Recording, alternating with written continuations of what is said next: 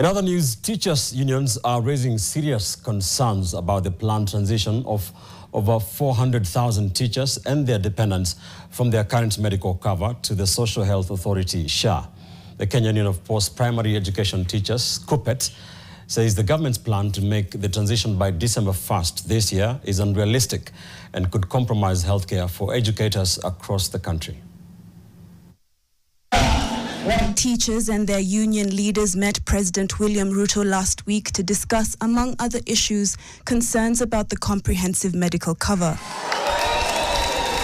According to the Secretary General of the Kenya Union of Post-Primary Education Teachers, Akelo Misori, the teachers' medical allowance, which was converted to comprehensive cover in 2015, has grown from 6 billion to 20 billion shillings as teachers' numbers have increased. The teachers' cover is so big because the number of members alone without their dependents is over 400,000.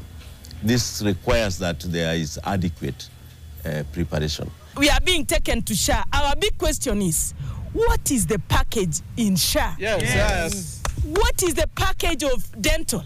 Yes. What is the package of optics? Yes. What is the package of outpatient? Yes. What is the package of inpatient? Yes. Overseas evacuation. Yes. What is the fate of teachers?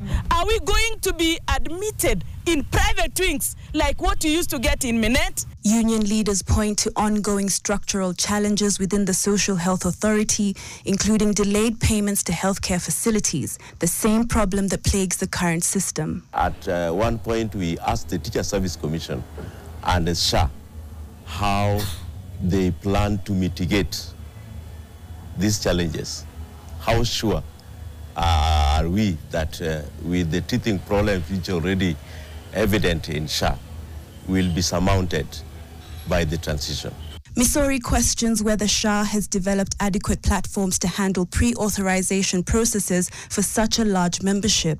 We realized that the SHA were operating with less than 1,000 facilities, and we were being told that the SHA itself was operating with over 9,000 facilities.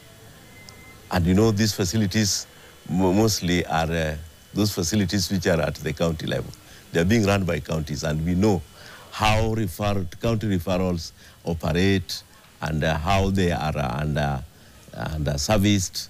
They do not have sufficient infrastructure or sufficient number of specialists to address the issues of health of the teachers.